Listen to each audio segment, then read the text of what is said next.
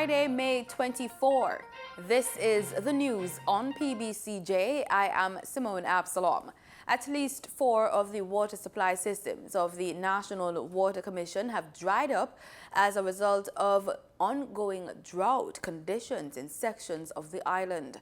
The NWC says its Higgintown, Dawson and Content plants in St. Anne are out of water.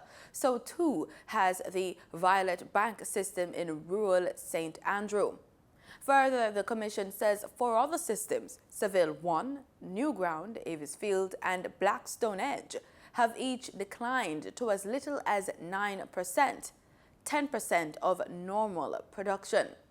The utility company reports that about 90 of its 450 water supply systems island-wide are now being affected by varying degrees of drought conditions. The NWC says the most affected systems are the Eastern Division.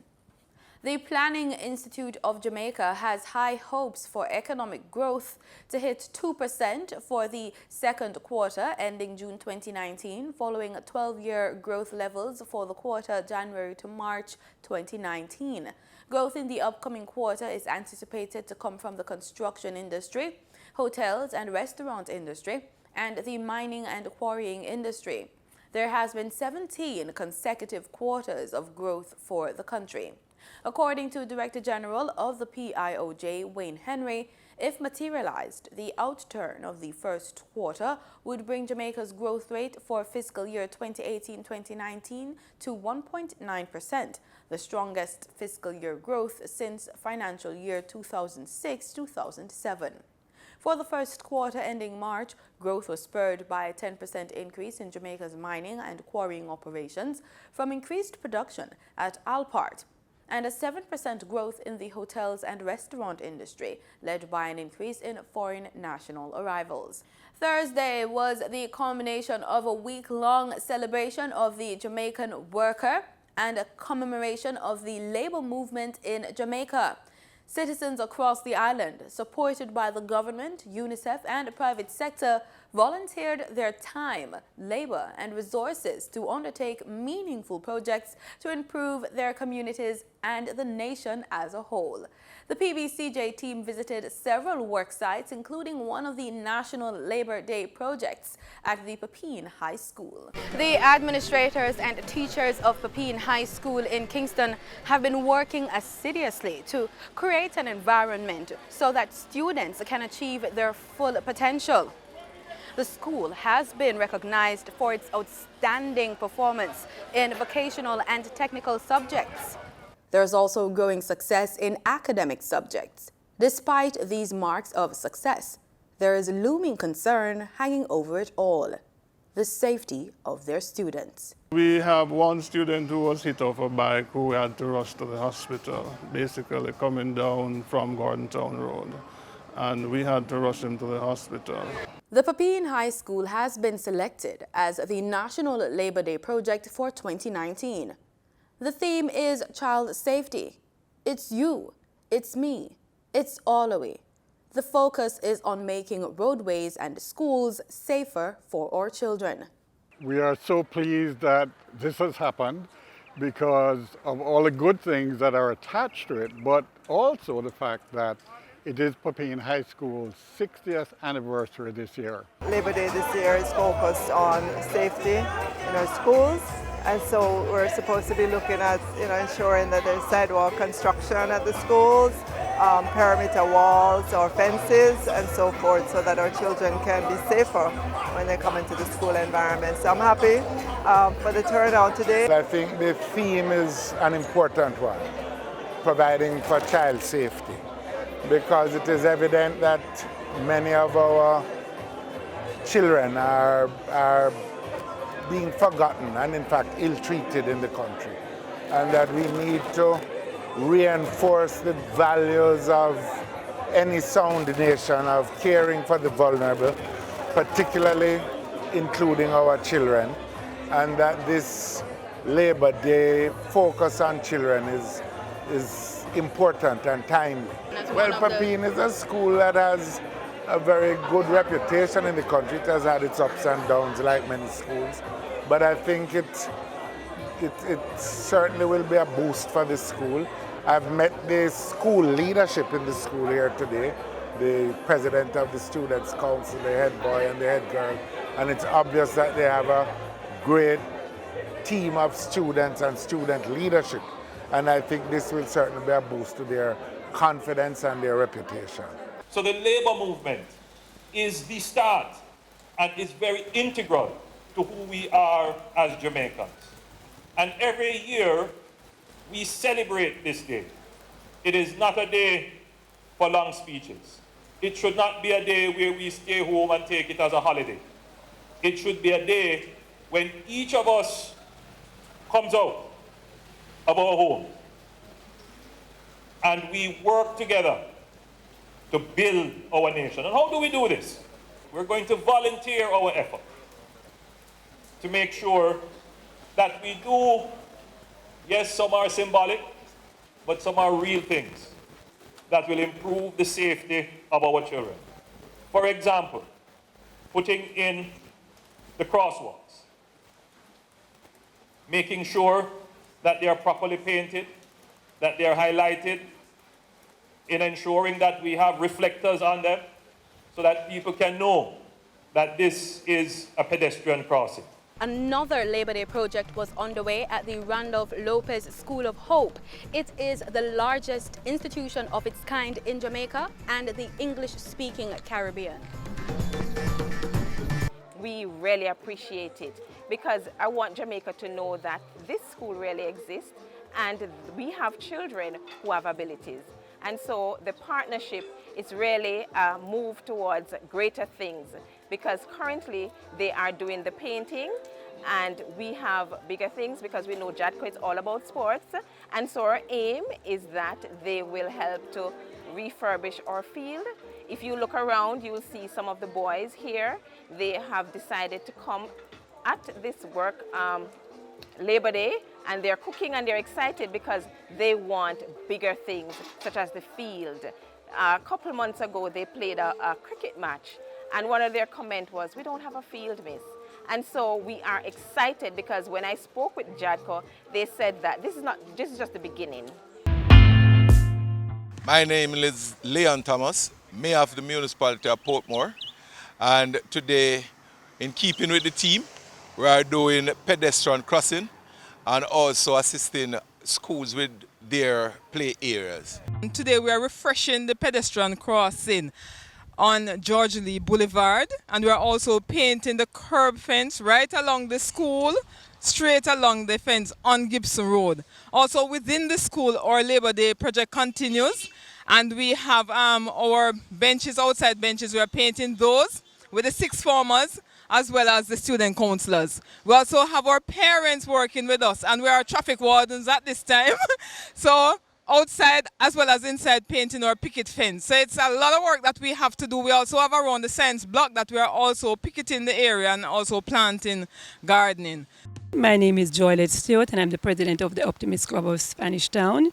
We are situated right here before St. Catherine Primary School, and we are doing our usual project of the painting of the pedestrian crossing at St. Catherine Primary School. We'll also be going over to the St. Catherine Parish Library to continue.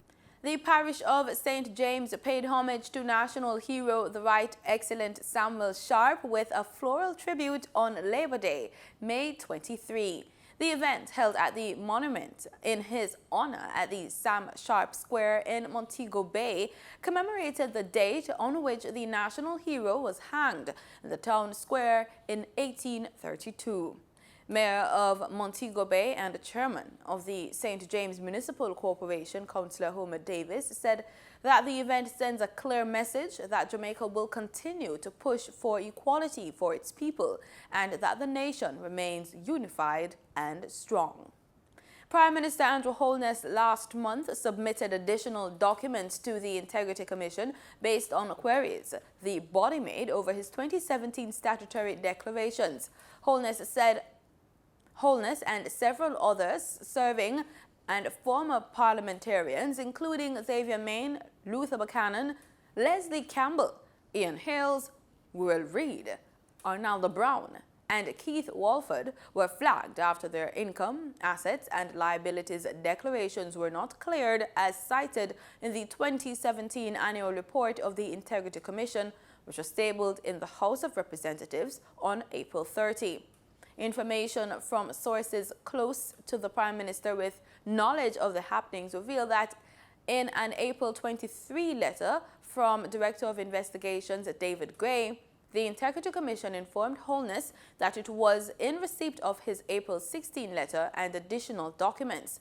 Sources said that Gray indicated that the additional information would be passed to the officers of the Commission for analysis. It also indicated that he would be notified if the body needed any further information.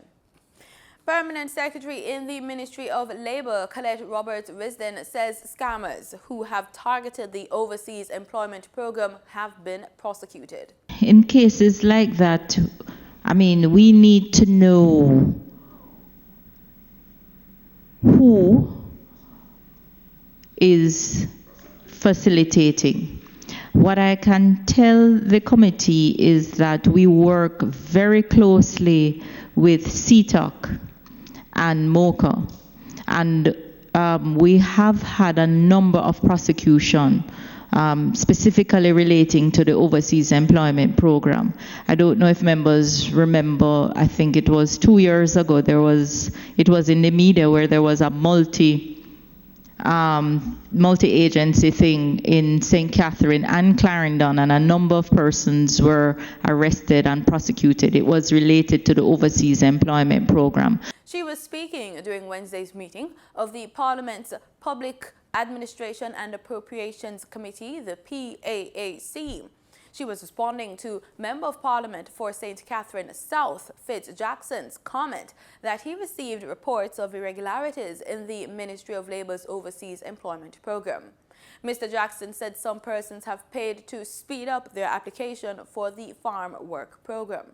Even persons, Chairman, when you tell them, using the farm work program, for example, you say there is no money that you are to pay to participate in the program. But you will hear stories of people paying people money to participate in the program. So even though we preach it, we talk it, people do it, but they are not coming to us. When we do hear about the instances, right, and people have said, we say, well, you need to go to the police and you need to report it because it becomes now a police matter. But we do monitor those who we grant licenses to ensure that they're operating within the ambit of the licenses. Permanent Secretary in the Ministry of Labour, Ms. Risden, responded to the claims, arguing that if people who have experienced these situations can say for a fact that this has taken place within the ministry, she needs to be informed. Government of Jamaica pensioners will have more time to complete and hand in their life certificates to the Accountant General's Department, the AGD. Director of Communication and Customer Relations at the AGD, Tanisha Weir-Grant, says life certificates are being sent out 1 month earlier than before so that pensioners will get 2 months to return them. She said that the move is in response to complaints from pensioners about the short time frame given for completion of documents. Ms. Grant says the life certificate is the main driver for processing of payment to commence. The new policy measure will be implemented this month, with certificates being dispatched at the end of May 2019 to be returned at the end of July. Certificates will be dispatched in August to be returned in October. Documents will be sent out in November for completion in return to be returned in January 2020. And certificates will be sent out in February to be returned in April.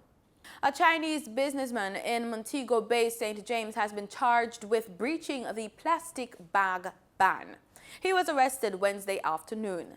The security forces, as well as representatives of the National Environment and Planning Agency and Jamaica Customs, went to a supermarket operated by the businessman. During a raid of the supermarket, 600 boxes of the banned plastic bags were reportedly found. The businessman is to appear in court on June 5. He faces a fine of up to $2 million or a maximum 2 years imprisonment. The ban on plastic bags took effect in January. In regional news, Barbados says it's still willing to support cash-strapped regional carrier LIAT, but not in its current form. Prime Minister Mia Mottley made this admission after news emerged that Barbados is in negotiations with Antigua to sell its majority shares. Barbados is committed to LIAT and regional air travel. We may not be committed to LIAT 1974 Limited, and that's the fundamental difference. And there's more than one way to do that which we have to do.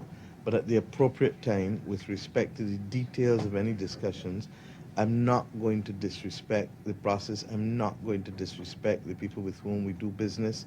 There is a right way to do things, and I will follow that right way. I do not shout across the Caribbean Sea. I repeat, and if that is an article of faith for me last week, it is still an article of faith for me today. I give you the assurance, and the people of Barbados, that when the Cabinet has reviewed and is in a position to be able to do so, that I will speak in the place to which we have become accustomed to speaking, which is the Parliament of Barbados. And I will speak to the people of Barbados, but I'm not in the habit of sharing correspondence that I've written to anyone, far less colleague heads, in the press before they have seen it. And I don't think that there's anything that would cause me to alter those basic precepts of behavior that I consider dear to hold dearly. In the meantime, LIAT CEO Julie Reefer-Jones is stressing the importance of the carrier to the region. Imagine the region without that kind of connectivity. At the same time, it's just about 3 or 4 territories that support the airline. This is a social need for the region. It needs support from the governments, it needs support from you, and it is important as a region that we understand that. For me, I put it in the same category as the University of the West Indies. We independently would find it a challenge for everybody to have their own university, but collectively we have different campuses, but it is one university. Similarly, I see the LIAT in that way. And the discussion we are having now with all the governments is around what is the best model for us to fund the airline in a way that will allow us to deliver a better service to the region. Trinidad and Tobago is warning that Venezuelans attempting to enter the country will be arrested. Speaking at the weekly post-cabinet press briefing on Thursday, Prime Minister Dr. Keith Rowley addressed the issue, even as political and civil unrest sees scores of Venezuelans fleeing their country. Our doors open as wide as we had before. We are not naive. The criminal element saw opportunities. And if we don't manage our borders and keep our door sufficiently ajar to manage the flow through, then this new business of people choosing to enter the country other than the designated places to enter will overwhelm us. And that is why we are patrolling our borders, and the policy we're pursuing, and we want all to know this, if you do not come into our country through a proper port of entry, which remains open, but we are controlling the flow. If you come through other areas, you start by breaking the law, and if you are here illegally, we will deport you. And those who are trading in that business of human trafficking will find no aid and succor in Trinidad and Tobago. And if we identify you, you'll be prosecuted. And those who choose not to go through the ports of entry, you are here illegally, and if you engage in criminal conduct of any kind, we will deport you. In Guyana, President David Granger has asked Attorney General and Minister of Legal Affairs Basil Williams to respond to a letter being circulated on social media accusing him of misconduct. The letter alleged that the AG verbally abuses staff, engages in sexual misconduct, and is grossly incompetent. It was first shared on social media by a member of the political opposition last week. We get more in this report. A letter has been circulating detailing allegations of misconduct by Attorney General and Legal Affairs Minister Bastille Williams. From all indications, the letter was written sometime last year. The 6-page letter details allegations ranging from sexual misconduct to verbal and other forms of abuse towards staff by the sitting minister. It alleges that over 17 staff would have resigned at the end of December due to the conduct of the minister. This newscast received a copy of the letter. However, the copy Nightly News received was void of signatures. On Wednesday, this newscast questioned President David Granger on the contents of the letter. I have seen a copy of that letter, and I've asked the Attorney General to respond to me. He hasn't done so in writing, but I've seen a copy of it. It's anonymous, and you have to be very careful with anonymous letters. If somebody had evidence, they'll put their name to it and be prepared to defend that evidence. But the president said, if it is a fake letter, anybody can write anything. I've asked him if there's any truth in it. We reached out to the Attorney General for comment on the letter, but he would only say that he would not dignify the letter with a response. He dismissed the letter, calling it fake. One of the staff that resigned from that ministry acknowledged that her name is in the letter, but refrained from divulging any details.